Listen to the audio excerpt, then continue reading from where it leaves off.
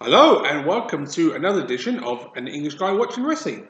I'm an English guy, I'm Nick. Thank you so much for clicking on another video. I really do appreciate it. And in this one, we're going to be covering the 27th of February episode of Ring of Honor Television. Now, this episode was called the Championship Edition of Ring of Honor Television because at the moment, as I'm sure you're aware, the pandemic is restricting Ring of Honor from doing championship matches as on a pay-per-view. Not to say they don't do them on regular Ring of Honor television. So they decided to make this week's edition, or say the 27th edition, a championship edition of television. So why not? So that being said, let's get into the review. The opening match was Dragon Lee and Kenny King challenging Jay Lethal and Jonathan Gresham for the Ring of Honor World Tag Team titles in a pure rules match, which was kind of unique for a tag team title match and only the second ever Ring of Honor pure tag team match. And I've got to say, it's a very unique concept. Of course, if you don't know the pure rules, they're very, very simple. You allow 3 rope breaks, and if those 3 rope breaks are used, you're allowed to pin or submit someone in the ropes. So it doesn't matter if they grab the ropes or they're underneath the ropes, it doesn't matter. Also, if you use a closed fist once, it's a warning. Use it again, it's a disqualification.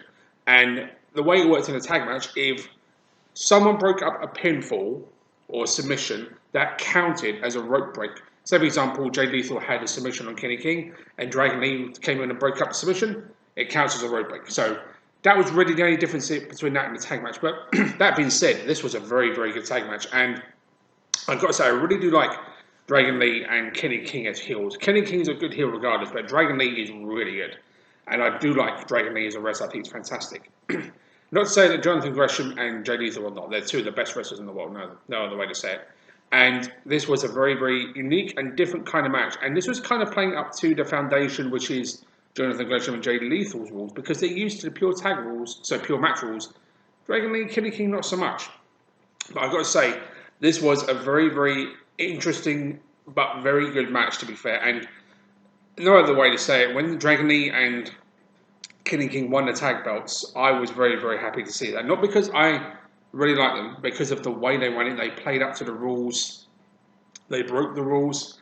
And with a closed fist, when nobody was expecting it to win the match, it was a very unique finish for a match. You don't really see things like that. And it kind of like throws a curveball in it. And that's the kind of thing you want to see in wrestling. And it was really fun to see. And, excuse me, and this was a really good opener to the show. And I think that now the Dragon Lee and Kenny King have the tag team championships. Rushi's faction, I can't pronounce the name. I'm awful at pronouncing some names, so I'm not going to try and butcher it on this video. But the fact is, they now have the tag team titles, the TV title, and a Ring of Honor championship. It's crazy.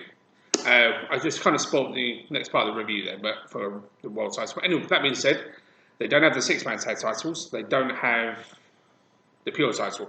But would it be a matter of time? I don't know. I mean, their faction is starting to build up a lot of steam in Ring of Honor. Of course, they've got 4 belts under their banner. So, a really good opening to a very good edition of Ring of Honor television, to be honest. And this was a very good tag match. And I personally wouldn't mind seeing more pure tag rules matches in the future because it was such a unique concept. But it adds a bit of variety. And that's the kind of thing I like to see now and then. And this was no exception. It was great. So, thumbs up to all 4 men to really making this a very unique but very good Ring of Honor World Tag Team title match. Great stuff.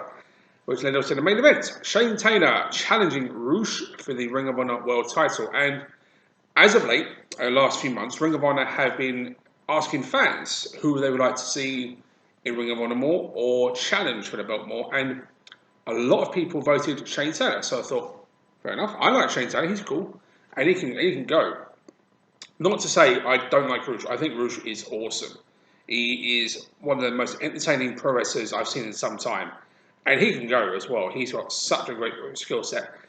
And this was actually a very, very good match. Now, before the match started, Kenny King was on commentary. And Kenny King has been telling his stablemates of Roosh and others saying, maybe don't go after Shane Taylor because they're kind of friends. But Kenny King betrayed Shane Taylor in the match for Rouge to hit the balls horns. So I forget the name of his finisher, so my apologies. But his finisher to win the match.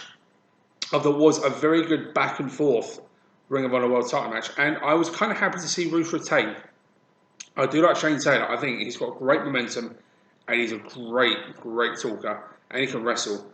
But Roosh just seems to have something about him that seems to really make me want to say he should be champion more often. He should be champion, and he is still champion. And I was half expecting Shane Taylor to win this after the momentum he got last week from Ring of Honor, winning the Ring of Honor six-man tag team titles with his faction as well, Shane Taylor Promotions.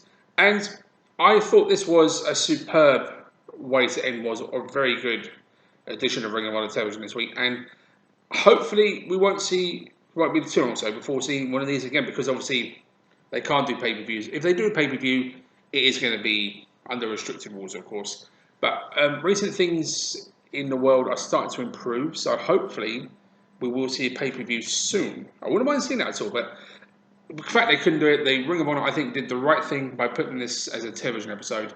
So who knows what's going to happen next week? With no matches set, no title matches as of yet.